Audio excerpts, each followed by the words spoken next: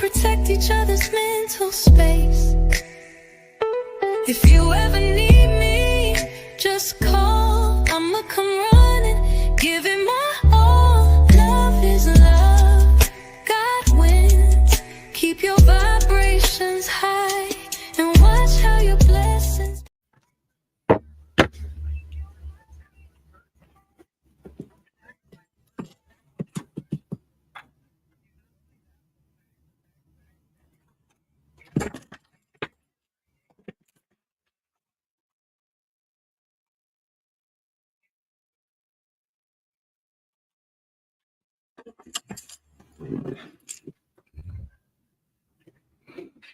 Grand Rising, Grand Rising. How's everybody out there?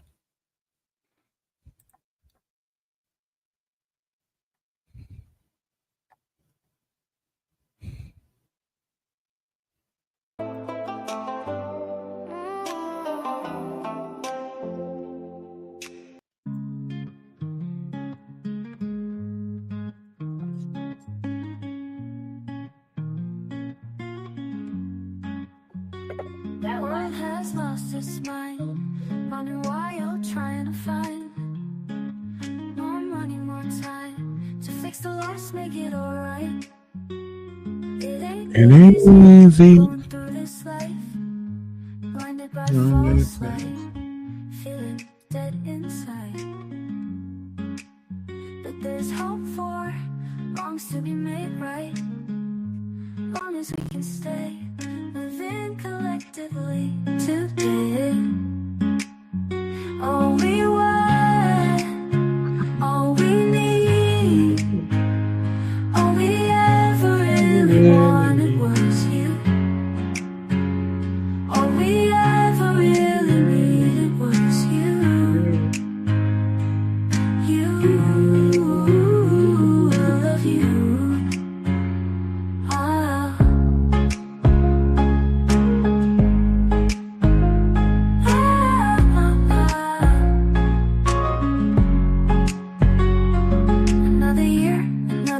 You might have it on mute, Fantasia.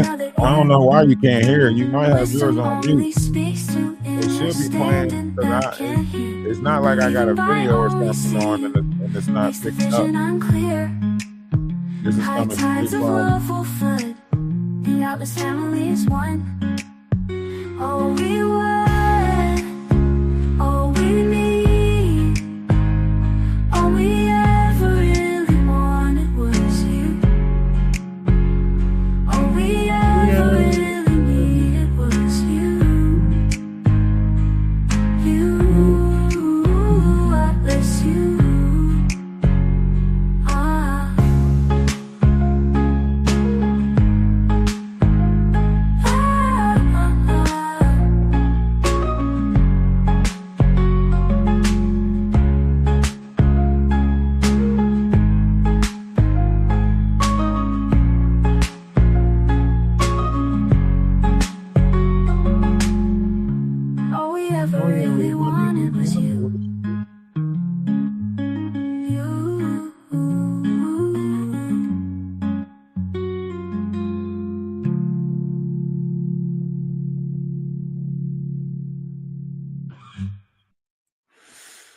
I hope everybody's doing good out there, man.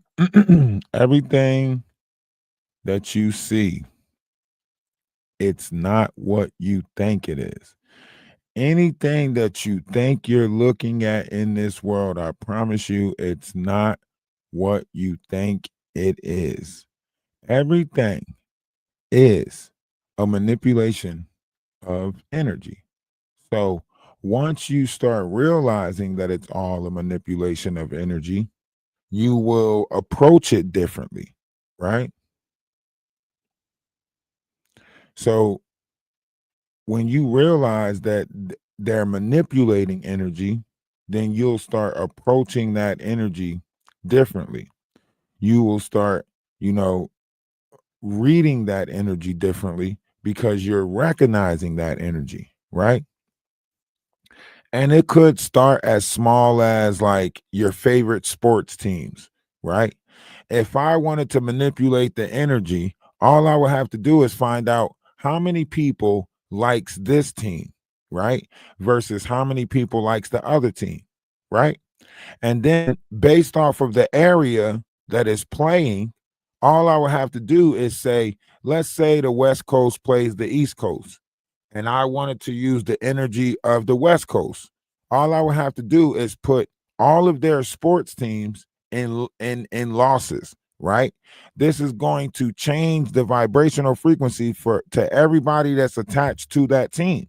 Because when your team lose, you also feel like you took a loss. You got to deal with certain variations throughout the day or the week when your team lose. When football season is here, it's very much easier to pick up on this energy because when your team loses on Sunday, all week long, you have to deal with people talking about your team losing on Sunday. Then when your team wins, your euphoria or whatever chemical that is released in the brain puts you on a high, and therefore you're walking around the rest of the week, bragging, boasting. It's going to be a great week. Da da da da da. Right? So this is what I'm talking about when I say you have to be careful with energies. You have to be careful of this manipulation. Social media has become the place for this variation of manipulation, right? This is why you have people in social media who is putting you in low vibrational frequencies with arguments and putting you in, you see the heavy level of toxicity. They keep on turning up the toxicity levels because we're not responding how they want us to respond, basically. So because they can't figure out how to place fear, right? Now we are dealing with pride and ego because they realize that your pride was more than what was happening in this world. So now what they have to do is they have to affect your pride. So this is where all of this assassination of character comes in, right? So right now they are affecting people's pride and ego by attacking the houses of ego, right? So they're attacking these houses of ego, and what it's doing is it's making people act egotistical, narcissistic, sociopathic, right? Because your ego is tarnished. Your ego is, so what they're doing is they're feeding the houses of ego by attacking your ego, by shaming your character, right? So when you shame someone's character, right, it puts them in an egotistical mindset because now they have to operate in pride and ego to defend that character that you are shaming, right? It's not like everyone's humble and you can just say what you want to say about me. Even though people say that and you hear that in the world, people say, man, you can say what you want to say about me. I don't care. But the same people who says you can say what you want to say about me, as soon as something is said about them, they're like, no, you ain't about to just talk about me like that. You ain't about to just say this and say that. See, it's a picking and choosing type of world. We pick and choose in this world.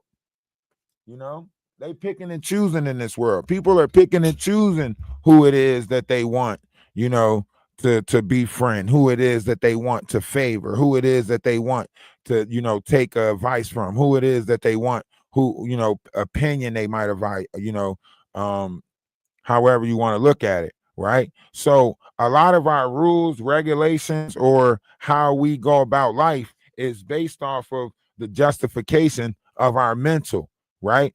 You can sit there and justify your friend fighting somebody, you'll tell yourself, you'll be like, man, fuck that. That's my friend. If she fighting, I'm fighting. And you don't even care what the fight is about. All you're doing is, going off the feeling and emotions to say, that's my friend. So whatever it is, I'm rocking with her. Because at the end of the day, you got to walk away with that friend. So you might as well get into it with whoever your friend getting into it with, because at the end of the day, y'all gonna be together at the end of the day. That's appeasing to your feelings and emotions. Logically, if your friend is wrong, then your friend is wrong. But feelings and emotions is more so gonna tell you like, shit, You got to call her later on. You gonna have to ask her for something. That's your friend. So you gonna ride with them over what's right because your feelings and emotions is telling you that's your friend and that's what you're supposed to do. One's in the chat if y'all understand what I just explained. It's almost like when you're in high school and you need that ride to go fight somebody or do something or whatever, somebody disrespect you to, took your girl, whatever the case may be. You know what friend you can call for a ride, and you know what friend ain't about to give you no ride to get into no dumb shit, right? You know what friend that's going to help you with the dumb shit, get into the dumb shit, but then you got that friend that's just like, you know what I'm saying? Loki the dog has entered the chat. Loki the dog has entered the chat. Loki has been crying for help for the longest time now, and I don't think nobody's hearing him at the vet's office. And Loki has took to social media to try to get the help that he deserves. Loki does not want to be identified as a girl. Loki wants to be identified as Luther. You know what I'm saying? Loki has transformed, and Loki is no longer Loki. Loki is Luther. Loki has been trying to, get this recognition, of his real. He wants to be Luther. He don't want to be Loki. He think Loki is confusing, right? He's a Luther. So I'm going to respect Loki and give him the proper pronouns that he's asking for. So I'm going to call him Luther, right? And Luther is still going through transformation right now. So Luther is actually thinking about becoming a cat. So Luther not only wants to be recognized as a male, right? But Luther's thinking about becoming a cat. Luther no longer barks, right? So Luther is thinking if he can just bring himself to a purr, if he can bring himself to a purr, Luther is going to identify as a cat. Okay, so respect Luther's transformation. Luther is currently taking estrogen pills. They're like pussycat pills or something like that. So Luther can become a cat. So Luther is taking this transformation serious. He's taking his medicines every day, estrogen, cat, pussy pills, whatever it's called, right? And Luther is trying to become a cat. Okay, so at this moment, I need y'all to embrace Luther's change. Okay, I need y'all to embrace it, right? Respect Luther's, you know, just respect the fact that Luther wants to be a cat. I can dig it. You know what I mean? I can dig it. You're in the house all day and it ain't nobody ain't no dogs chasing no cats in that house. Ain't nobody roofing in the house. Ain't nobody pounding no, you know what I'm saying? So Luther more so like after being around, what she's around all day, Luther don't no longer want to be a dog. Okay, Luther wants to be a cat. Okay, Luther's around pussy all day. Luther wants to be a cat. So respect Luther. Okay, respect Luther. I don't know if he's going to really go through the physical transformation of clipping the ears in the shape of a cat, and then he also said he wants to perm his fur. He wants to perm it so it can be more like cat fur, right? So Luther is working on some stuff right now. I applaud Luther. Make sure y'all support Luther. Luther is trying to get a YouTube page if he can get enough followers on his YouTube page. And he's also trying to sign a petition because he no longer wants to be in Canada, right? Luther is actually trying to get his American citizenship.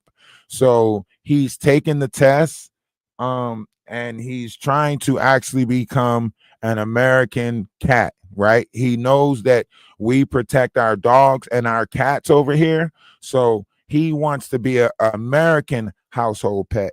He realized that, after spending a couple of cold winters in Canada, he realized that the temperatures are more suitable for him here in America than in Canada. So Luther is putting out a petition to be adopted by an American citizen. All right. So if anyone wants to adopt Luther once he become an American citizen, then feel free to, go to the Petty Pocket in the Discord and put in your application in the Petty Pocket in the Discord. If you want to take on Luther, Luther is very quiet. He probably needs to be burped like 3 times a day, sometimes two, depending on what you feeding him. Um, he doesn't eat like chow or any like, you got to make sure you go with farina. All right. He's very specific about the farina, and he wants the farina. He reached out to me because he heard that I was saving cats. He heard how many cats I had, and he knows that he wants to be a cat. So he was thinking like that's a perfect opportunity for him to observe and, mimic cat-like behavior. With Maggie talking about me all the time, he heard that I had 5 cats. With the bobcat. So he's thinking like, if he can just be around that bobcat a little bit, then maybe he can learn some shit. So Luther is, shout out for Luther for finally, you know, Luther said he can't escape. We got to figure out an escape route for Luther. I don't know. We got to figure out an escape route for Luther. Luther want out. All right. So Luther is the real one that's trapped in the cult and trying to get out. So if we can just, we might have to start a Saving Luther program, to where as though we might have to like infiltrate the kitchen cult in order to get Luther out of the kitchen, right? So we might have to we might have to do like a whole sting where we like, put some raccoons or something into the kitchen cult, like let them recruit a couple of the raccoons and stuff. And then when the raccoons get in there, maybe they, one of the raccoons can, perpetrate as Luther while Luther sneak out with the other raccoons, right? And then Luther can come to America and be a cat. So there's some things that we need to, figure out as far as helping Luther. But we are on it, Luther. We are on it. I want you to know, Luther, that we are on it. If you're listening, Luther, we are on it. Okay. Let me all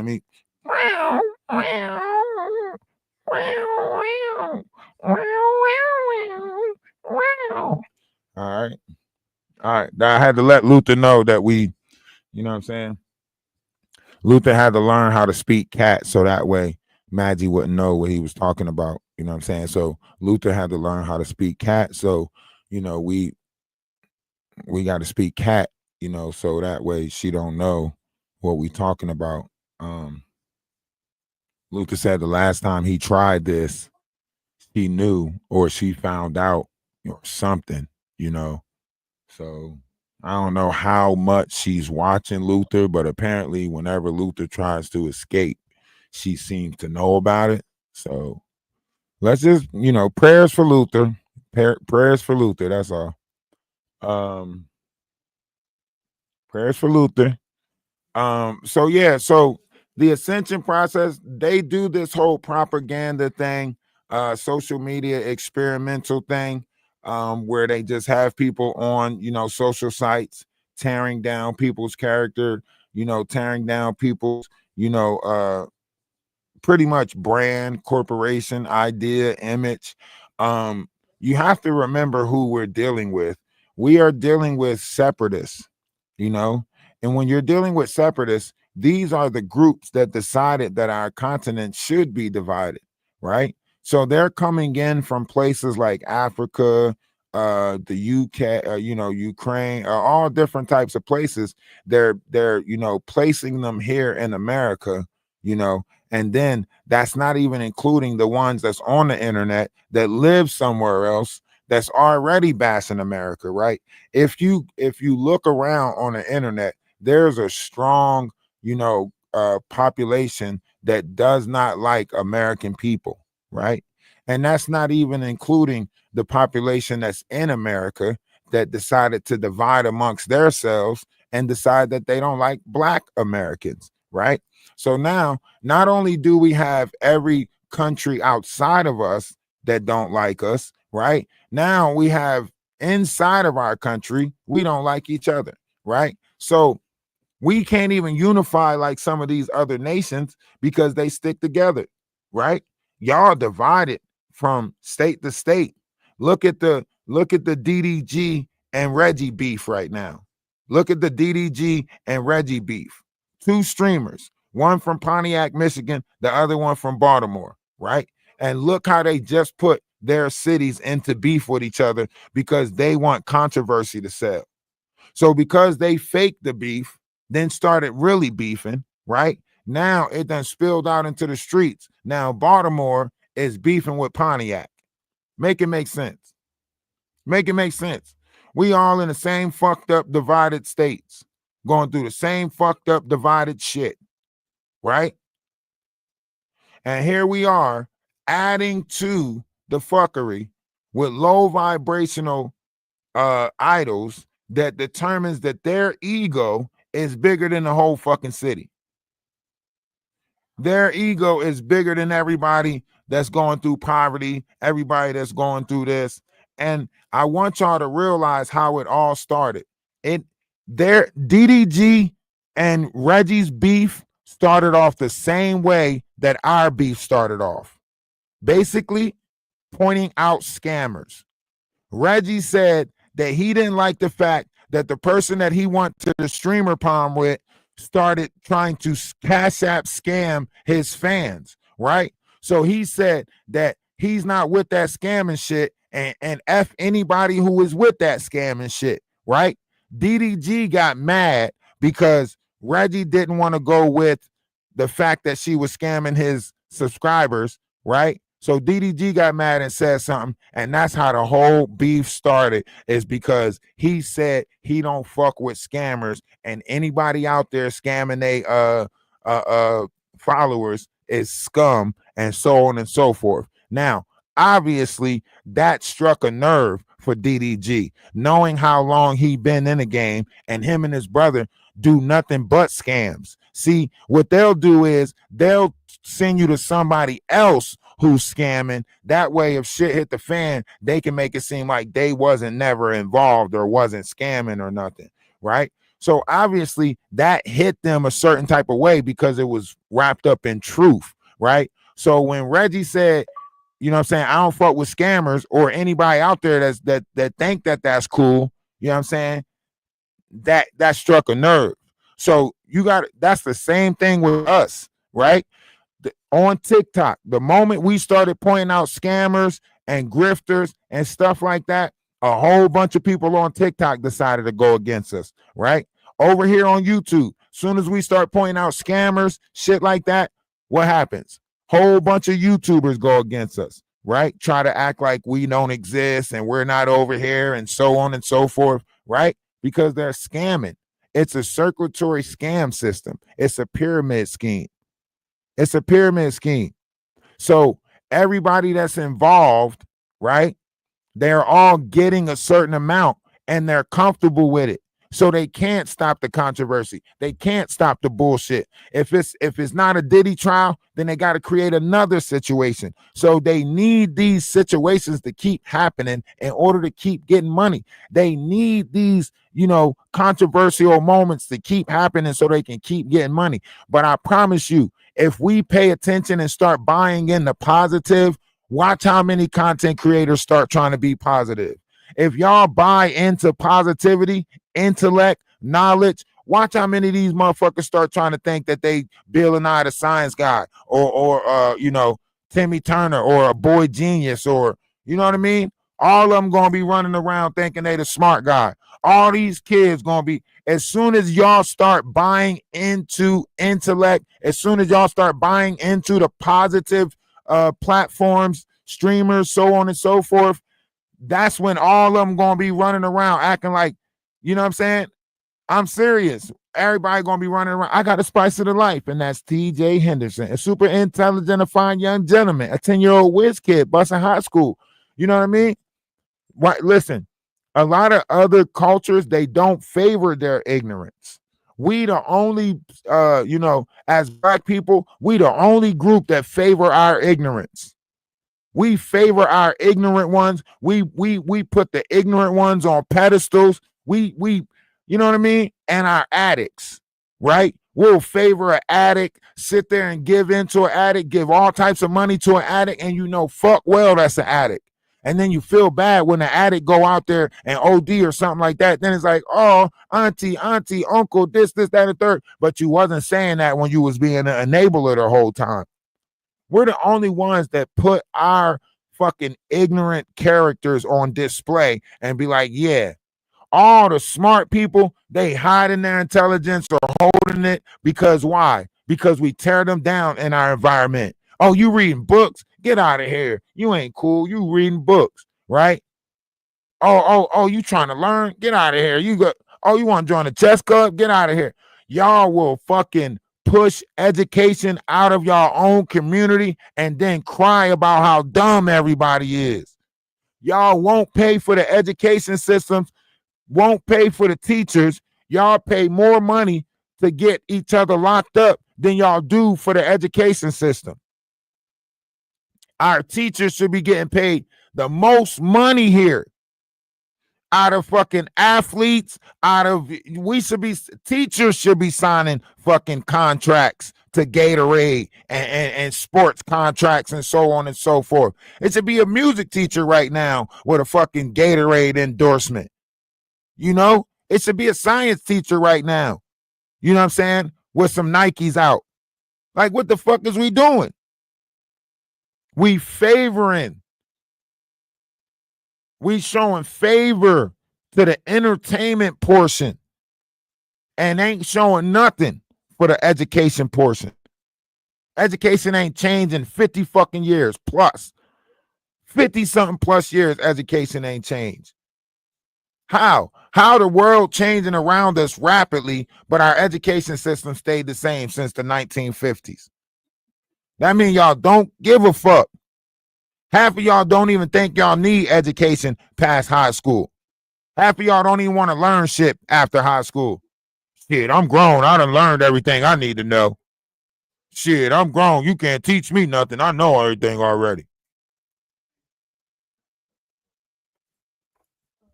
And then be the same ones in their kitchen crying about how fucked up the world is and how dumb our kids is and how?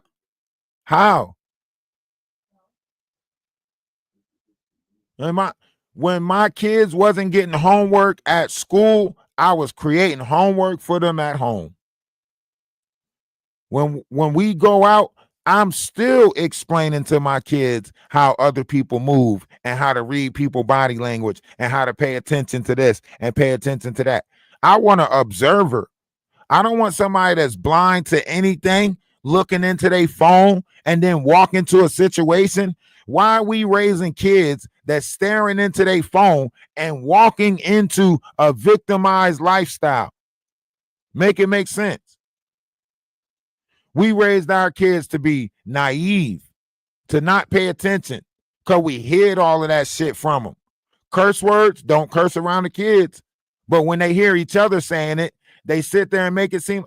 You remember how powerful a secret was back then. You know, your diary, your journal, right? Somebody entrusted you with a secret. You know, y'all was doing something sneaky. You remember how powerful that was. You remember the thrill of you doing something that nobody knew you were doing, or you remember all of that stuff, right? But now that we grown, we act like our kids ain't going through the same shit in their mind that we was going through. You remember how cool it was to sneak off with your friends, smoke a little tweed? You remember the thrill of trying to get back in the house and not get caught? Y'all acting like our kids ain't going through that. Like they don't need help controlling their, feelings and emotions. Like they don't need help understanding addiction. Half of us are addicted parents. We addicted to something. I was addicted to video games. Still am addicted to video games, right? Some of y'all addicted to gambling, sex, food, arguing. So we're in a world full of addicts. So why are we not giving our kids a better understanding of that? Everybody's out there picking a poison. So why are we not understanding and understanding that this is what we got to teach our kids in order to have, a maximum level of control over discipline, of your flesh? Why? Huh? We doing the opposite. When the kids have that urge to take something from the store, even the clerk at the store say, "Oh, that's cute. Let them have it." You're condoning stealing. You're telling my kid that they're cute enough to steal. No, put it back. We got to pay for that. Oh, they so cute when they cursing. What the so cute people can steal. Cute people can curse. That's why half the people in this world that think that they're gorgeous and everything, that's why they think they could do whatever they want to do. Because y'all telling them they could do whatever they want to do. Y'all telling them shit like, you lucky you got a nice smile. You lucky you got a nice smile. You lucky your smile is. Y'all doing that.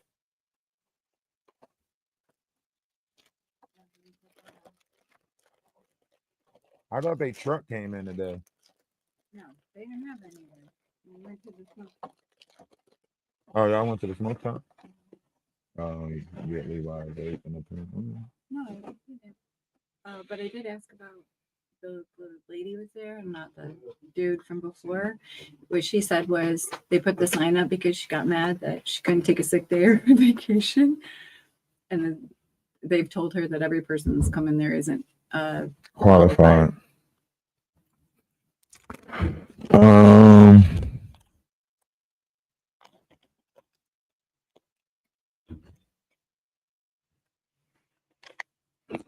They do that. They do that. Like, I lied to you not. When I used to go around with Sincere and Nasir when they was younger, when they was little, right? These people used to let my kids get away with anything. I'd be like, nah. Fuck that. No. You let your kid get away with anything. Mine got to grow up in this world a black kid. Once he get older, he not going to be able to get away with that cute shit.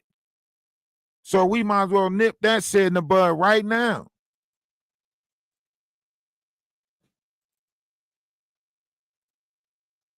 Why is it not open? It's not open. It's not opening.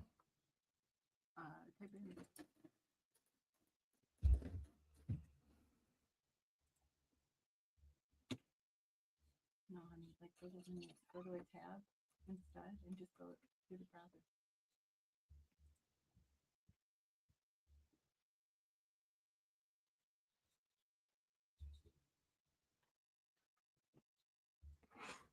Listen, I'd rather let my kid go through a level of understanding from me, understanding this world, so on and so forth, because everybody is not going to observe and understand what your kid is going to have to go through. You know what I mean? Like right now, you can look at it, look at the problem that the young kid is having in school with their hair, right? There's a lot of problems that's going on just with having dreadlocks, so everybody has this ideal image of people, right? So, my kids, they grew their hair out, they grow their hair out. So my kids got braids, dreadlocks, all of that shit. They damn near competing with long hair, with the ladies and shit. So, they're letting their hair grow out. Well, apparently, long hair, cornrows, dreadlocks, whatever it is, when it's on a black male, it's looked at as a threat, right? When you have dreadlocks on a black male, it's looked at as a threat, right? So obviously, the threat rate for someone of that would have to be different than to someone that's clean cut, clean shaved, right? So that's the same thing. When you realize what type of kid you have, then it's up to you to prepare them for their life that they are leading or going into, right? If my kid walked around, it's a good thing my kids just play the game and that's it easy. You know what I mean? Telling them to play the game. I'm glad that I ain't got no thugs in the street. Even though I was in the street, you know what I'm saying? I always told my kids I was in the street, so you wouldn't have to be. You know what I mean? So I'm glad that I don't got no, kids that want to be thugs, want to be gangsters, none of that shit. And I could prepare them for that life if they would have took that path. But I wasn't about to send them down my path because I went down that path. They got their own journey. You know what I mean? So I, I'm a real advocate in letting them grow into their self and trying to, guide them along the way. I'm not saying that every choice that they make is going to be to my liking. I'm not saying everything that they do I'm going to like, right? But I'm saying whatever character they're growing into be, right? I'm going to learn to love it, right? That means I have to be open to new things in order to learn what my kids are growing into, right? We can close ourselves off to 90s music. We can close ourselves off to music of our times, whatever you want to call it. But when you really trying to love your kids, you're going to try to understand the things that they are into so that way you can love them that much more. I learned, why my kids play certain games, what makes them, because I want to know so that way I can love them for the things that they love. You like playing video games?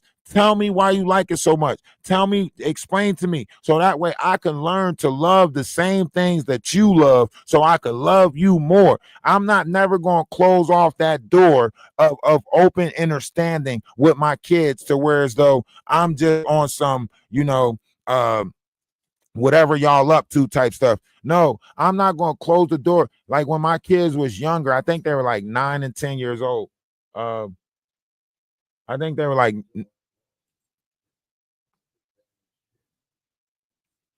I think they were like 9 or 10 years old at the time. And, at that time, at that particular time when they were 9 and 10 years old, I think my son was like, what did he say? How did he say it? I forgot where I was going with that. Hold on. Let me regain my thought. Because something happened and then I spent it off. Oh, like observing my kids. Like when my kids was younger, I would observe them heavily. I would talk to them. You know what I mean? So when they listening to certain music, I'm hearing the music that they listening to because I want to understand the type of kid that's growing in my household. You know what I mean? So when they were like 9 or 10 years old, I think it was a song out that was like it was talking about beating meat. Like it was like they were 9 and 10, but they were running around listening to this song, and the song was like damn right I beat my meat or damn right I beat my meat, something like that. And I'm just like, do y'all even know what that means? You know what I mean? Do y'all even know what that means? They're like, no, we don't know what it means. So why are you running around the house singing a song that says that and you don't even know what it means? You know? Then when I explained to them what it meant, they stopped doing it. And this is the trick that they put into our kids' mind, right? When you're a certain age, when you hear something that you didn't get privileged to at that age, right? When you hear one of your idols talking about it, it makes it that much more intriguing, right? When they came out with that Molly Percocets, when they came out with that, right? Literally none of the kids knew what a Molly or a Percocet was. But when they got older and they found out what a Molly and Percocet was, they like, oh shit, this is what my favorite rapper was talking. Try it. Do you get what I'm saying?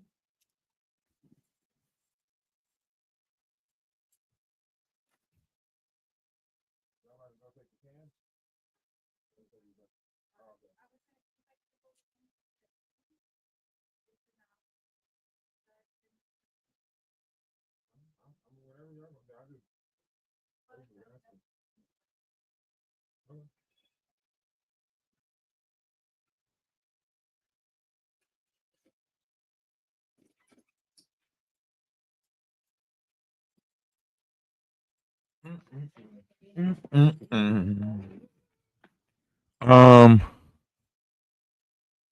So yeah, like you got to be careful with this stuff, man. That's why I say you got to pay attention to it. Like I went back and I had to heal some of my I had to go back and analyze my past, and I started going back and I started looking at some of the cartoons that we watch, and as a child, I wasn't catching all the subliminals.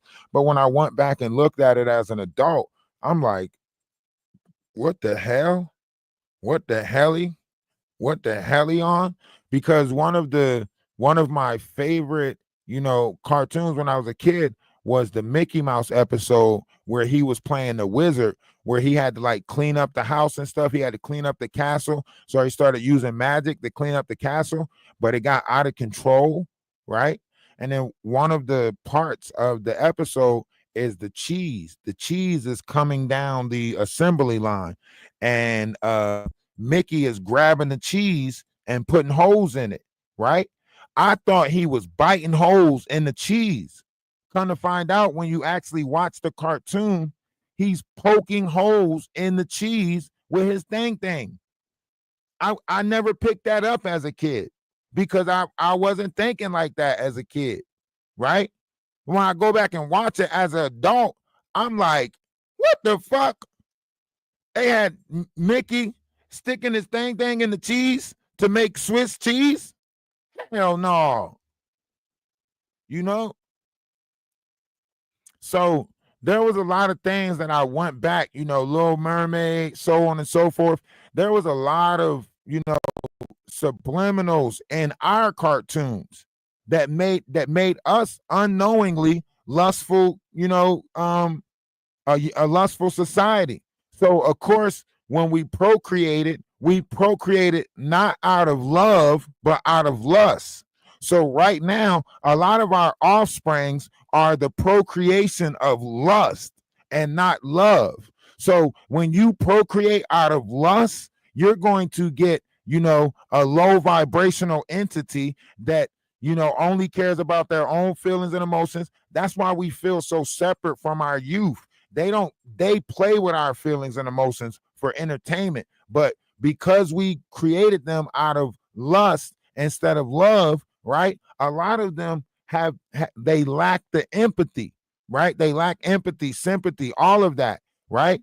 I mean, to them, you can find sympathy in the dictionary between, syphilis and whatever, right? So they don't care about sympathy, right? So something took place to where as though our youth or our offsprings no longer have the same moral compass that we have, right? Their moral compass is different. It's off, right? So, and it's not to say that they don't have a moral compass. Their moral compass is just more directed to a self-serving system, right? Like if it benefits them, then they see it. But if it don't benefits them, they don't see the good in none of it, right? They only see the good and what benefits them or what they can get out of it, right? We created them. Unknowingly. We created a youth like that, right?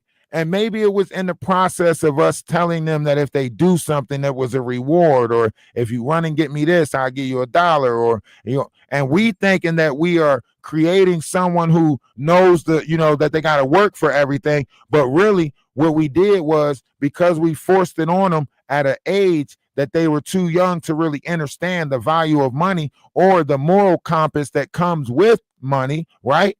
Now our youth is out here doing abominable things for money. That's why we're in the whole situation with Puffy, right? Because we put the money system before anything. So now everybody out here got to lower their standards or lower their moral systems in order to compensate for the money that they need in this world. So if somebody came to you and said, I'm gonna give you $10,000 for that cootie, right?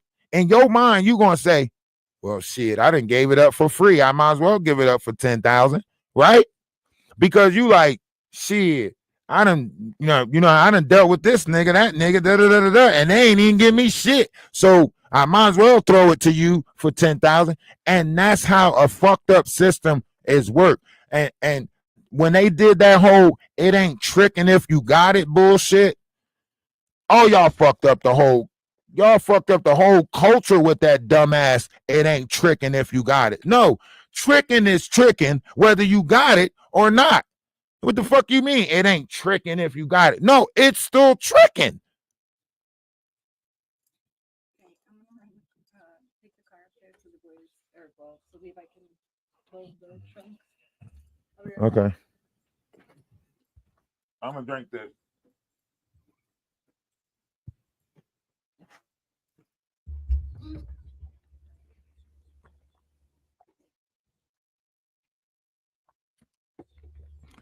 I seen it. Hey, Trina, you hear me? Hey, Trina, you hear me? I seen it all. I seen all of it coming down the pipeline. As this shit was happening, I'm telling people this is not going to be good. I'm gonna tell y'all how it happened, right? First, they started "it ain't tricking if you got it," right? I was like, oh shit, this ain't gonna be good, right? Then they took cursive out of our school. I said, oh shit, this ain't gonna be good, right? And then they took the concept of conjunction junction. What's your function? You know, when we learned about adjectives, verbs, and shit that's supposed to go around nouns, right? They took that shit out. As soon as they started that double noun shit, where you can just make a sentence up and say, I'm about to go to the house, not the big house, not the White House, not the red house. There's no adjective nor verb in that fucking sentence. It's a double noun in that sentence that makes it an improper sentence, right? But now these motherfuckers is running around with this double noun shit as a language, right? Fucking dumbing us down. Now you don't even have an adjective, a verb, an adverb, or none of that shit. You could just throw two nouns on that motherfucker and just run around like Shaq's son. A cookie, basketball. Like, and then they started the YOLO thing, right? YOLO, you only live once, right? And then after that, it was Savage Life. Oh man, why did Savage Life come? Right? And then every single time I seen the shift, I'm like, damn, this ain't gonna be good. Then what they do? Then they put everybody on demon time. Y'all don't see it? Y'all don't see it throughout the years, the progression of where we get to right now? Now everybody on demon time. Demon time is good. What the fuck? Why can't we be on angelic time? Huh? Where the fuck is that at? That's why I keep on saying, send me back to my dimension, because this is not the dimension. This is not real. It can't be. YOLO, you only live once, Savage, and then demon. And now everybody on demon time. And nobody see the progression of this shit? Take all after school activities off, so that way you have to be in the street, because your parents got to work 2 jobs just to bring in ends meet, right? So we putting in 12 to 16 hours out the day working. Our kids is left to the streets and their peers. So now our kids are raising each other. How many times have your kid came to you and said, my teacher said, or my friend said, and you had to look them in the face and say, I don't give a fuck what your friend said. I don't give a fuck what your teacher said. I don't give a fuck what you heard in school about children's rights. I will beat your ass in front of. Oh, I'm sorry. I had a flashback of my mom telling me she was gonna whoop me in front of everybody. My mom will come up to the school. I'm gonna whoop you in front of everybody in this motherfucker. I don't give a fuck about none of them. You belong to me. And when you get home, your ass is grass. You know, we train our kids. We be training our kids. The moment your kids say something that they wasn't supposed to say outside the household, you like, look, what happens in this house, you don't say shit about. You know what I mean? We teach them that before they even leave the house. Don't you talk about nothing that's happening in this house. You know? Y'all know the shit.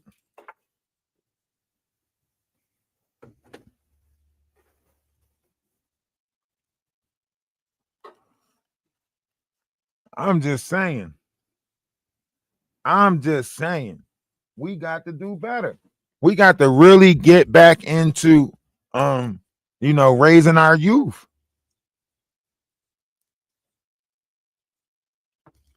We got to really get back into raising our youth. We depending on other people to raise our youth and then wonder why we mad that they came out messed up.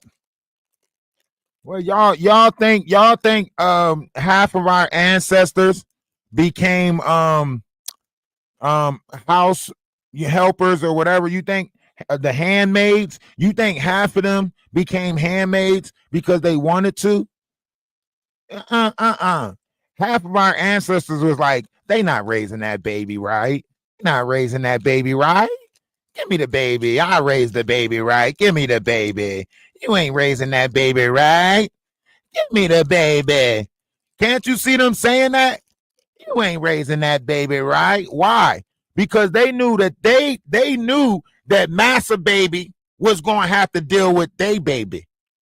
So why not go ahead and raise Massa baby to be nicer to your babies? Yeah, smartest fucking shit our ancestors ever did was raise their babies. You know what I mean? Because it started giving them a different level of love for us. So now the next generation has a little bit more compassion for us. The next generation wants to fight for us. Oh, how the fuck do you think slavery got abolished in the first place? Because we started appeasing to the favorite of their youth, of their children. So when their children grew up and became masses, right? They didn't want to treat us fucked up. They didn't want to treat us bad. So they was like, man, you raised me my whole life. You wiped my ass. You changed my diapers. I can't treat you fucked up. You damn near my mom. See, y'all not thinking. Y'all think that y'all gonna run around and treat the next generation fucked up for the shit that the previous generation did. And then get mad when that generation grows up with disdainment or resentment, right? No, if you want to fix the problems from the previous generations, treat the next generation better. That's how you stop the fucking problems. Eliminate the shit. Eliminate it. Don't treat the next generation fucked up. Treat them with compassion. So that way the next generation that come from us, they can look at and treat with compassion. Treat them with kindness. So that way the next generation can grow in kindness. Y'all fucking up mankind based off of y'all own feelings and emotions. We ain't fucked up people. We ain't evil people. We ain't wicked people. But y'all like to make people look the way that y'all want to make people so y'all can feel yourself. Rather look at you as a bad guy than a fucking good guy. You know, everybody is favorite and villains right now. A whole society that want Joker to win. Make that shit make sense. How you create a whole society that's rooting for the bad guy? We did something wrong.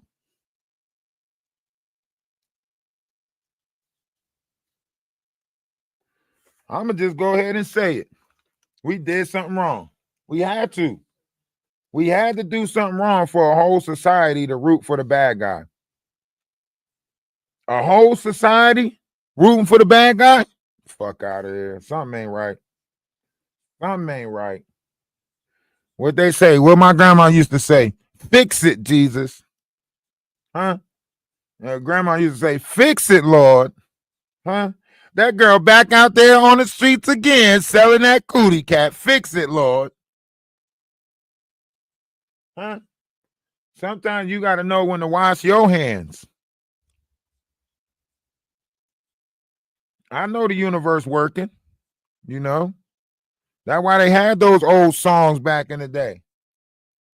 You know, when everybody get to clapping their hands, stomping their feet in the church, like Jesus gonna work it out. Are you ready? He gonna work it out. Are you ready? He gonna work it out. They used to beat that shit into our head. I used to be in school looking at math tests and shit, like he gonna work it out.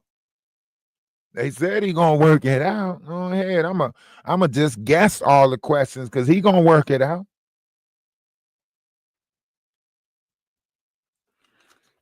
I'll be the only one at school sitting there talking about, go ahead, Jesus, study my hand. Study my hand. I'll close my eyes and guess the whole damn page. The whole damn page. Jesus got this. Take the wheel. Well, I don't know. Maybe I was the only one doing that. Shit, they put that timer on there. I had to feel like I had to get done. Had to hurry up. I might answer the first 10, but these next 30, I'm guessing.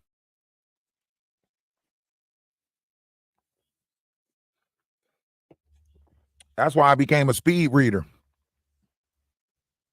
Huh? When you a speed reader in school, they stop telling you to read. Huh? Stand up one time in class and speed read. I get up in class, make that motherfucker whole paragraph sound like one word. As soon as I started off, I'm done, teacher.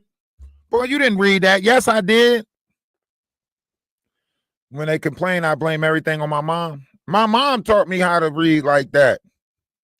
Where's your mom at? I don't know. I'm in foster care. Damn it. Huh. Shit. The system was fucking with me and I was fucking with the system. You hear me? I know they was making me stand up so I can be embarrassed. I know what the fuck they was doing. Teachers was picking you out so you can be embarrassed. The motherfuckers would never call on me when I had my hand up. They would never call on me when I had my hand up. Never. My science teacher told me to put my hand down. She said, I know you already know the answer. Put your hand down. Ain't that what the fuck we supposed to put our hand up for if we know the answer? Why the fuck is you telling me to put my hand down because I already know the answer? You supposed to put your hand up if you know the answer. Then this motherfucker would call on me when I didn't have my hand up. When I don't got my hand up, Ralph, you look like you know the answer to this. What gave you that motherfucking idea? My hand is not up to indicate that I know the answer. I'm starting to think you're not going by the rules that you're supposed to be going by, teacher. Hand up means I know the answer. If I'm sitting here quiet than the motherfucker, how is you saying I know the answer? They did this shit on purpose. So I would fuck with them on purpose. Yeah. I would fuck with them on purpose. Yeah. I signed up for JROTC.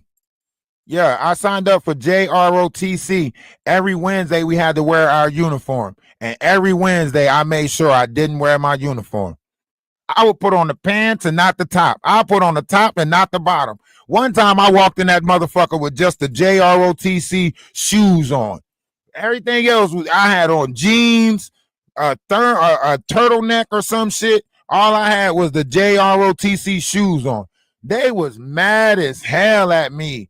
I was doing shit in school because all my credits added up, right? So they was mad because I didn't need by the 11th grade. Listen, guys, if you do high school properly by the 11th grade, you too can get 8 electorals, right? By the time I was in the 11th grade, and give credit to, foster care, because I moved from group home to group home so much that I was able to accumulate credits by the time I got to the 10th grade, where I didn't need like those 4 math classes, 3 science classes, whatever the fuck they was. I didn't need none of that. So when I was in the 11th grade, they was like, you can do the work program where you leave school early. I think I leave school at like 11 or something like that, and then go to work, and then that counts for your work. Or you can do college courses, right? I took college courses, which was like a course going towards college credits, but I didn't give a fuck about that. I had damn near 8 electorals. You hear me? I had 8 electorals. So I had wood shop, music, cooking, sewing, computer, keyboard, and listen, when I say 11th and 12th grade, I was just going around the school doing whatever. I only had 2 classes that I actually had to go to. Everything else, optional. They was passing me no matter what, whether I was in the class or not, they was passing me. Whether I was in the class or not, they was passing me. I was like, well, ain't no point of being here. I'm cutting school. I'm telling my friends, like, yo, if y'all got a substitute teacher, let me know. I'm coming to y'all room. Every time somebody had a substitute teacher, I went and sat in their room. And they did the roll call for the whatever one not here. One time I almost got caught because the person put his hand up late. So they said Brian something. And I'm waiting to see. I'm looking around. Like, ain't nobody about to claim that name. Shit, Brian, you about to be here today. And I'm waiting. And I threw my hand up. I'm Brian. And then Brian actually fucking stand up. I'm looking at Brian like, motherfucker, you trying to get me caught. They're like, sir, are you supposed to be in this classroom? What class is this? I used to piss them off. Look, they could, I couldn't, it wasn't like I was making trouble in the school. Like I was, doing a lot of laughing, funny stuff, but I wasn't really like being bad in the school, right? They couldn't get me. They couldn't get me on a suspension. They couldn't get me on a detention. They couldn't get me on nothing, right? Because I was happy. They gave me in-school detention. I'm the only one in school detention smiling, happy. The in-school detention is right next to the principal's office. So I'm in school detention, happy as hell. Like, damn, I ain't never seen nothing like this. Y'all should do this more often. The teacher's like, sir, are you enjoying this? I'm like, well, yes, I am. Like, we're about to send you back to your class. What? That's not how in-school detention works. When I say like I was literally like, because in my mind, school was easy. So when they came through with the work or whatever work papers they would give us, I would fly through that shit and like, it's a 40-minute class. My work is done in 15 minutes. Yeah. You know what I'm doing for that other 25 minutes? Fucking with people. Fucking with people. And guess what? In 40 minutes, I get to go to a whole new class and fuck with them. Yeah, he was too smart. He is. They say that my ninth grade teacher, teacher, she got mad. She went to the principal and told the principal that he had to put me up a grade.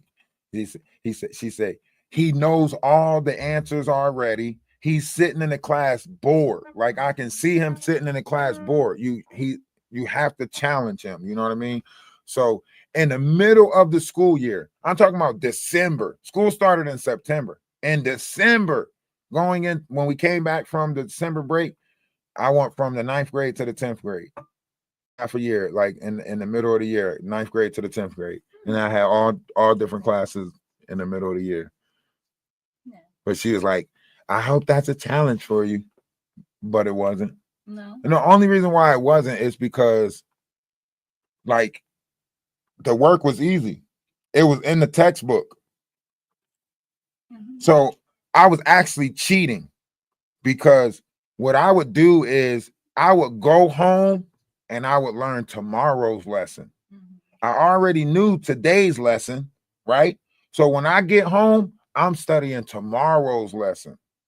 So when I go to school the next day, I already know what the lesson is because I studied it last night. So when I get to school, I'm already on it. I already remember. And see, back in the day, they didn't change shit.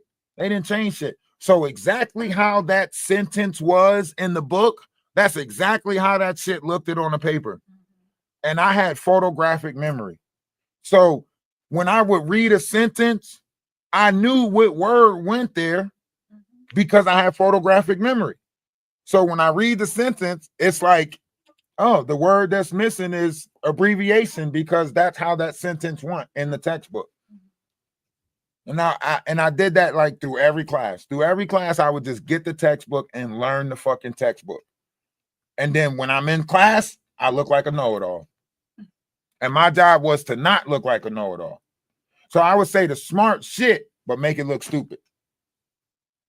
And they was mad. Mm-hmm. They were still mad. You think you fucking smart? I dumbed it down for you. I didn't use big words. What do you want me to do? Go stand in the hallway. I had math teachers mad at me. I'm talking about my math teacher tried to be slick one time because she spoke Spanish. So she tried to be slick one time and say some shit in Spanish. You know what I mean? And I picked up on it. And then she got mad at me. And she was like, this is what she said. She said, or she was like, you're not paying attention. Because I was looking out the window. I was making the you know, when the wind blows outside and make that whistling noise. So I was sitting in class making that whistling noise like the wind was blowing outside. So I'm looking out the window, looking at shit blow by in the wind. So I'm just like making the whistling noise for the wind and shit. So she tried to put me on the spot. Oh, Mr. Boston, are you even paying attention?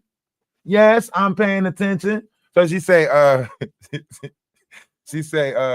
repeat the last sentence that I just said. So I repeated the last sentence that she just said. Then she got mad.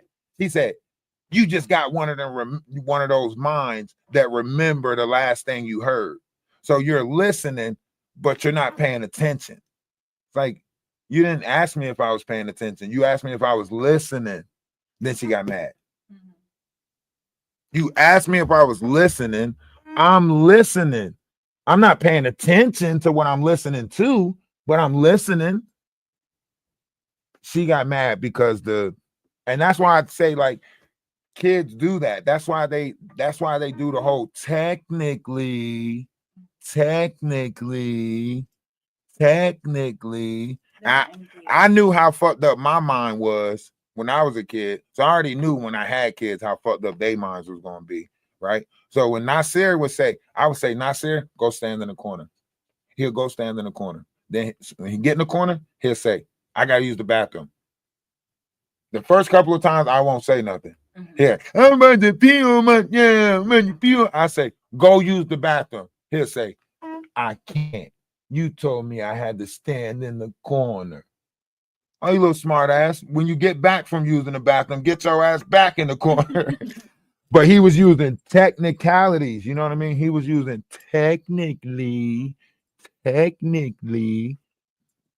My kids did that. Like my oldest son, technically you said. So yeah, I was already prepared for the bullshit. I already knew they was gonna come with bullshit because I came with bullshit. When you really understand the 50 shades of bullshit that you come with, you can probably understand the 50 shades of bullshit that your kids is gonna come with. I was telling them how bad of a kid I was. But that's what I try not to do, is tell them how I was as a kid. Because then when I was doing that with Nasir, he was like, well, you did it as a kid. But that was his justification to keep on doing it. Oh, yeah. Well, I don't think you lived the life I lived either. So. But you got to understand, when they kids, they really want to be like us. Yeah. So when we telling them that we did this as a kid, then they think they're on the path of being like us because they're doing the things that you did as a kid. So when you actually take the time to eliminate that out your mind, even though you know you did it as a kid, don't tell them that you did it as a kid, because then there'll be a reflection of that and thinking that, well, you did it, so I'm gonna do it. You know what I mean? Yeah.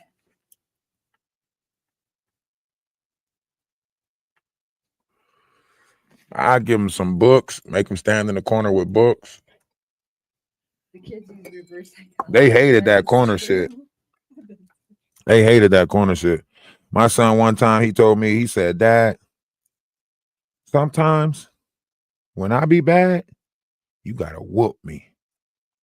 I said, Sincere, what the hell do you mean? He said, when I be bad, you gotta whoop me. I said, well, you don't want me to talk to you? He said, no, you talk too long. He was 5 years old when he said that shit. That's why I never forget it, because I was like, damn, this little motherfucker rather take an ass whooping than hear me talking. This shit is terrible. That's why I would put them at the table and lecture their ass when they was younger. I'd sit them down and talk to their ass for a couple of hours. They'd be mad as hell. They'd be walking away talking to each other like, man, you just talking. He said, Dad, when I be bad, sometimes you just gotta whoop me. Like, as long as I can go outside and play afterwards, just whoop me. You taking up too much time talking. No, my kids were slick though. Like they would do slick shit because, like I say, like I played a video game. I played a video game their whole life. So, like when they was kids, like literally, I would have a gaming chair, and they would be laying in the cradle thing next to the gaming chair, sleep with the sounds of Call of Duty around them and everything. They would sleep. You know what I mean? But like my kids, they would do slick shit. They would be smart. Like, all right, so one time I bought a box of popsicles, right? I put the popsicles in the freezer. They can't get to the freezer, right? But their room is next to the kitchen, right? My room is in the front. So I can't see what the fuck they doing in their room. But you know how as a parent, you say, hold on, nobody came to ask me for nothing in a while. You know what I'm saying? They too damn quiet. You know what I mean? Let me creep up on them and see what they doing, right? So I creep to the kitchen and walk to the kitchen. My daughter is on all fours in front of the refrigerator. Sincere is on her back, passing Nasir the popsicles from the freezer. When I say the whole box was gone, it was those double stick popsicles, the ones that you split.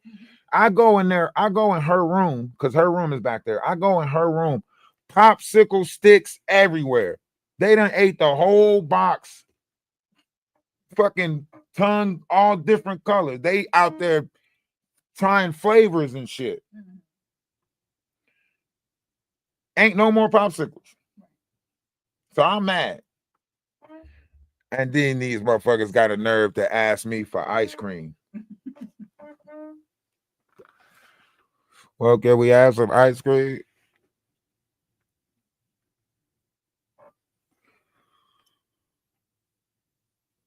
My kids was bad. My daughter, because I used to like tell them that they had to eat all their food. I wouldn't put a lot on their plate, but I would put enough. So I would tell them like, y'all got to finish y'all food. My daughter will put her food on their plate. She'll be scraping. I caught her doing that one time. I was like, let me go check. It was weird because every time I would go in there, it was like the boys wasn't eating their food. I'm like, how you still got the same amount on your plate? I left. I've been gone for 10 minutes. You got the same amount on your plate that I left. You know what I mean? Something told me like something not right. You know what I mean? Because all of them had certain things that they didn't eat. So one day I say, okay.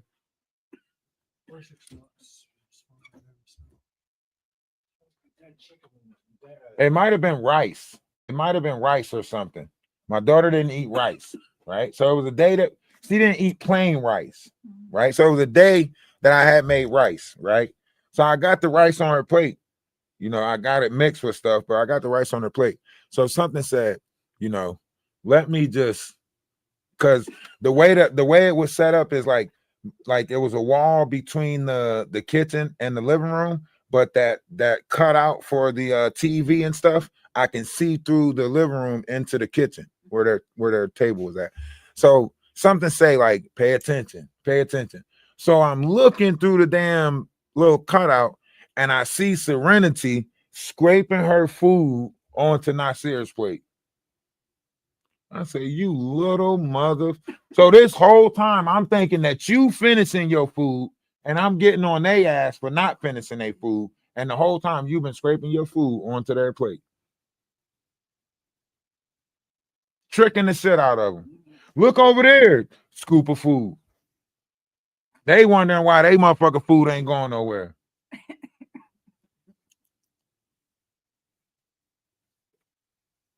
What's the age difference? Serenity was 4 years older. Yeah. Nah. Because when she was 6, they was baby. Yeah, she's got a good 6 years old.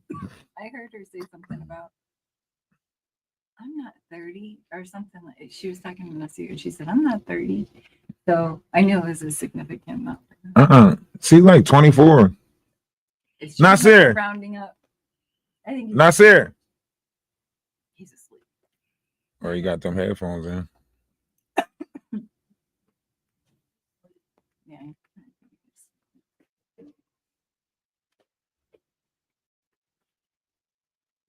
Is that other stuff in It's old. It's old. That's why it tastes like I gotta get some more. I don't got nothing. Mine had a booster seat and would put it under the seat. I think the wrapping and napkin thing, I think everybody did the wrapping it and napkin thing. Some people used to feed it to the dog, you know. I don't really think I had like a remedy, you know, when I was a kid. I think food was so short in my house, like food was so short, you know, that you didn't need no remedy to, like, everybody was trying to eat food, at least from the 1st to the 15th or whenever food was in the house. I mean, people were stealing food in the house. You know, people, this is like a lot of black people think that they just eating crushed up oodles and noodles or whatever because it's good. No, it's because you became accustomed to that taste because you probably had to steal it when you was a kid. You know what I mean? You know how many grown ass adults running around crunching on oodles and noodles, talking about something, oh, it's good, it's good. Let's think. There was a certain amount of things that had to take place in your life that made you say, let me just try to eat these raw noodles, right? Obviously, poverty, right? Because you wouldn't have been buying the fucking noodles in the first place, right? Secondly, you probably had a house and the water wasn't on or some shit. The gas wasn't working or something. So when you actually look at what gave us our taste, right? A lot of y'all still eat oodles and noodles because it's a taste that you used to. It tastes like poverty.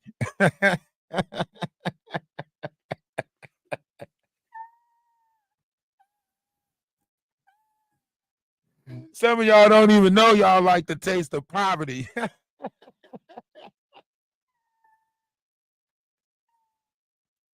Oh shit. If you didn't know what poverty tastes like, that's what it tastes like. Go get you some of it. I stopped eating ramen noodles. I don't eat ramen noodles no more. One, they not good for you. They're synthetic.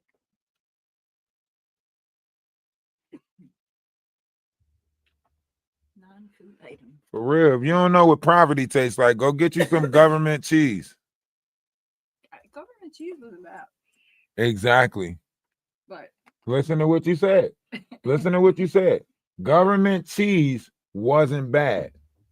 But I guarantee you, if your ass has some Velveeta, you would be like, government cheese is terrible.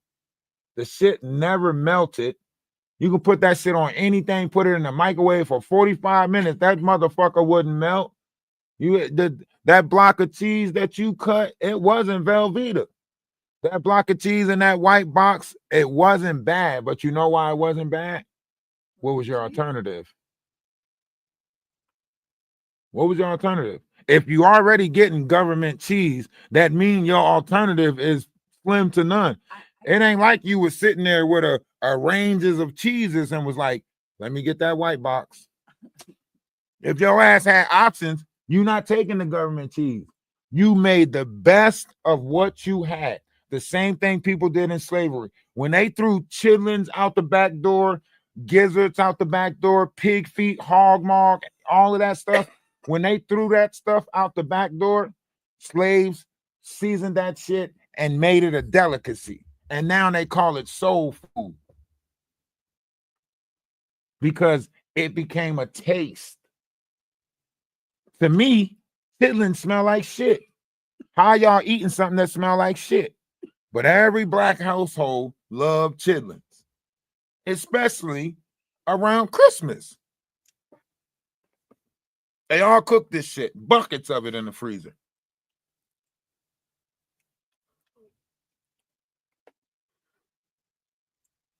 And no matter how much you tell them that that shit is bad for them, you know what a black person answer is? My grandmom ate it and she lived to be 101. Dumb shit. Dumb shit. Scientifically proven. Religion proven. It tells you not to eat swine. The Bible says that the wicked is in the swine.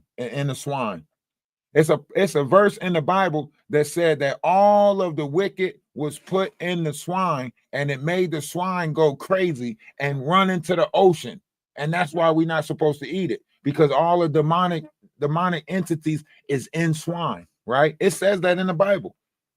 But then Christians decided to take a text out the Bible that was not talking about food at all and make that about food. Okay, I'm not a Bible reader. Now, the verse in the Bible that they took is Peter. A veil fell before Peter's eyes, and 3 times God told him to go eat. And 3 times Peter responded, "No, for I have never put anything in me that's unclean." Right? When Peter woke up, if you continue to read that past that part, because in that verse it says that God said, "Yet let ye not call anything that I created unclean." Right? So in that verse, it was referring to the Gentiles, because at that time it was considered unclean to eat with the Gentiles.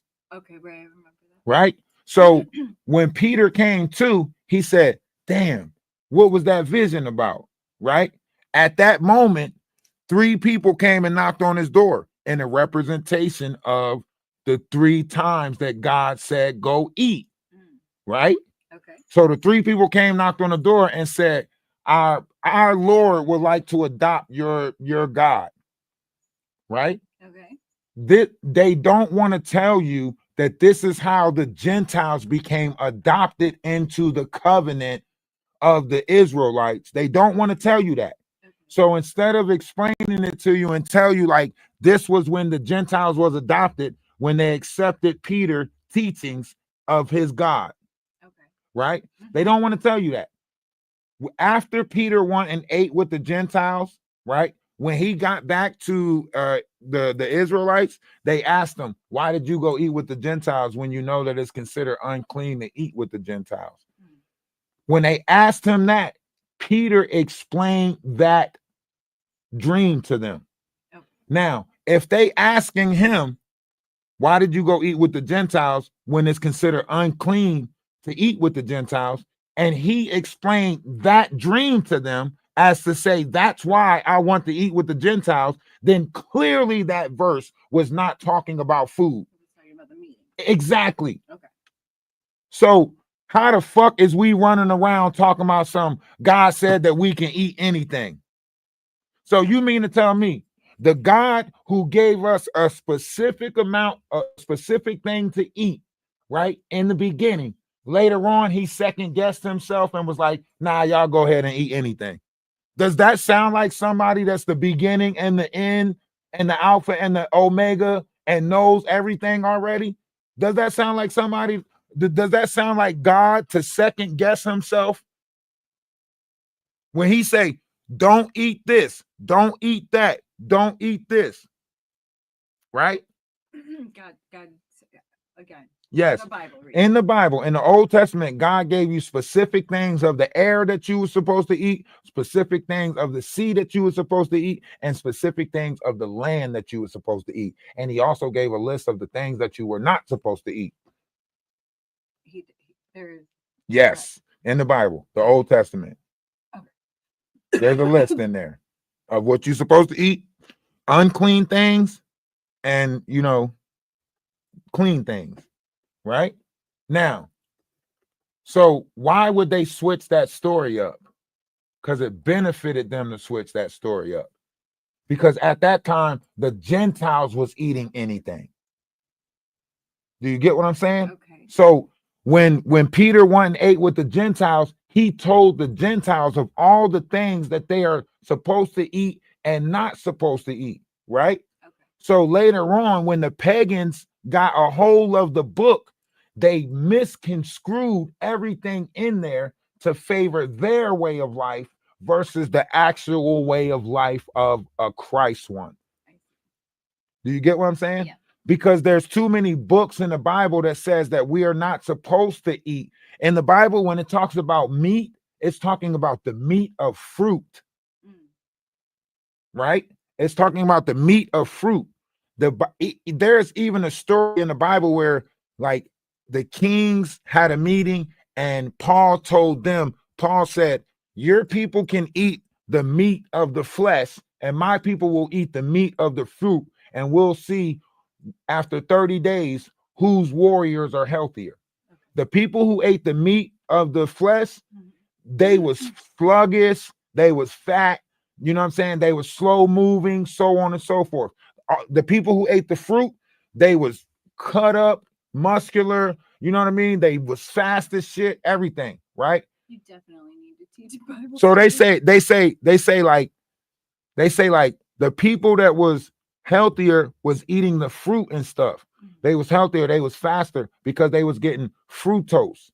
Fructose is a form of energy inside the body. So when your stomach goes through its digestive process, it turns that fructose into fermentation because fruit fermentates inside the body. It's like your stomach being a barrel, right? So you put that fruit in there. Now you got fruit sitting inside, fermentating inside your body. Soon as you eat bread, what happens? Bread provides sugar that turns into yeast, or the bread turns into yeast inside the fruit inside your body, thus turning into fermentation. And then that fermentation turns into a gas that rises up inside the body. This is why people who eat fruit burp and people who eat meat fart. Unless you eat peanuts. Peanuts will make you fart. Peanuts and beans will make you fart. But if you eat fruit, you're belching. Because those are two different gases that's going two different ways in the body. So when you're creating fermentation in the body with fructose, you're going to belch because that liquid turns into a gas. That gas rises to the heavens of the vessel. That's why they told you about the creation of the firmament, right? When you eat fruit, you have a firmamental, right? So it ferments. This is why it's a play on words. Fermentation, ferment, right? And there's that mint word, right? Mint means mind, right? So when you see government, it's governing your mind. When you see testament, it's testing your mind. When you see firmament, it's firming your mind, right? So when it's talking about fermentation or the firmament, right? It's telling you how to create a firmament. But that's where the as above, so below, as without, so within. If we wanted this world to change, all of us would have to change our fermentation inside of our body to push off the energy that would collectively change what it is that we see outside the body. Because you have to apply the 1,000 monkey theory to it. That on if everybody starts doing something on one continent, subconsciously on another continent, it's going to spark a kinetic energy that's going to make them do it too.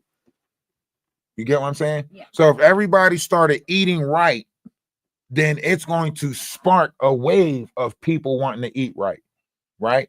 If everybody start loving and caring for each other, it's going to spark a wave of people loving and caring for each other. See, right now you got people fake loving and caring for each other.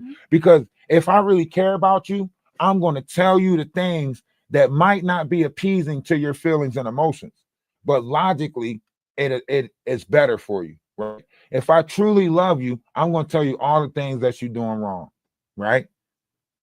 Because I want to see you do better and I want to see you work on the things that's wrong, right? But when you appeasing somebody's feelings and emotions, you don't tell them about themselves. You're accepting of who there is. You accept it. Like, think about it. You know how to eat with a fork, right? Yeah. What if you walked into a house and none of them ate with a fork? Okay. How long would it take before you put your fork down or teach them to pick a fork up? Me? I would let them be and eat with my fork myself. You will eat with the fork yourself. Yeah. Now, as you eat with the fork yourself, right? How long before you eating with that fork tampers with them to whereas they start thinking you think you better than us because you know how to eat with a fork and we don't?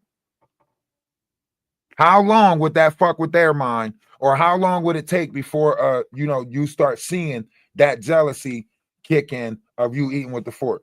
First of all, they're gonna say, "What's that?" Curiosity, Yeah. right? Then after you explain it to them, right? Then they gonna make a joke about it. Oh, get out of here with that. We've been eating with our hands for years, right? And then they're gonna try to get you to eat with your hands. You might as well put that fork away. Shit, everybody else eating with their hands. You might as well eat with your hands too. And you say, "Nah, I'm gonna eat with this fork." Oh, you think you better than us because you eating with it? Do you get what I'm saying? Now, put that back in biblical days. Now you can see why Sodom and Gomorrah was Sodom and Gomorrah. Because if everybody in the town fucking animals and you come around and you don't fuck animals, they're gonna try to convince you to fuck animals. You're not listening to what I'm saying. You're not opening up your mind to actually listen. This is what I'm saying. You're not thinking about that time frame, right? If you don't want to do it, your life is on the line. We're gonna take you out, right? This is why they was able to knock on locked door and say, "Yo, let them out. We want to fornicate with them." How do you think a group of people get so bold to knock on another man's door and say, "Let them out. We want to fornicate with them"? And what makes you think Lot didn't know what the fuck was going on for him to say, "No, y'all can have my daughters, but you can't have them"? Do you get what I'm saying? That means Lot was already in the understanding that they was going by we're not taking no for an answer type deal, right? So this ain't no situation where you got a choice. So you sitting here with the mindset that you got right now, which is a choice. In that time, you didn't have a choice. You did what the Romans did. When in Rome, do as the Romans. That's why that saying came about, right? There was no choices in that time. You thinking with a mind of this time and thinking that you got options. You don't remember how women had to fight for their rights? Now think about a time where nobody had rights, but the royals, but the people in the castle, but the knights. Now go back further than that and think about a time where each man was for themselves and what they built. If you wasn't a part of this household, then you don't have nothing, because nobody outside of these households or groups was getting fed. So you had to find that group that you was comfortable with in order to be a part of to get fed. This is a different time, whole different time. This is why when people who praise Jesus, this is why they praise in secrecy. This is why they use the symbol of a fish to pray, because if you was caught mentioning that they on site and they get rewarded for it. Yes, he was praying to Christ. I killed him. Right, they didn't Bravo. They just could do it. They could do it. You thinking it's about to be a discussion about it? Right. I know what.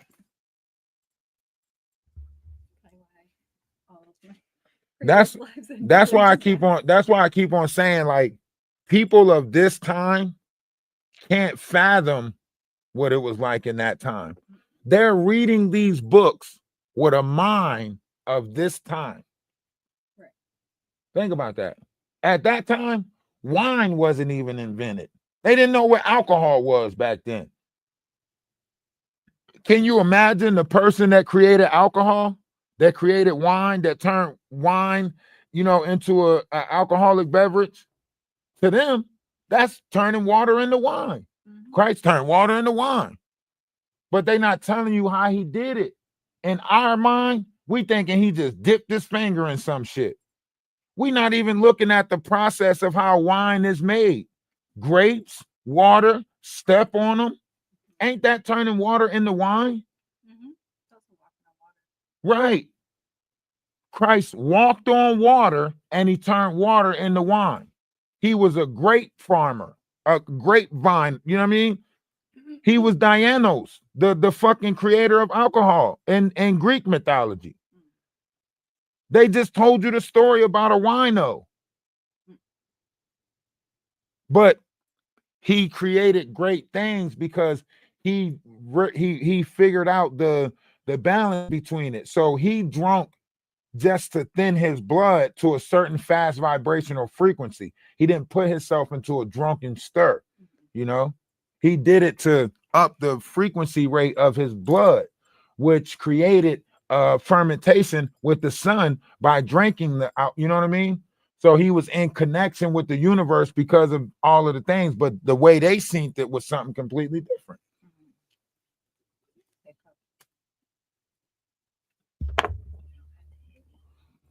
But that was a different time. Like I say, that was a different time. When you can look at it now and analyze it, you might be able to see it better to where as though it's like, oh shit, damn, you absolutely right. In order to make wine, you got to walk on water. You got to, you know what I mean?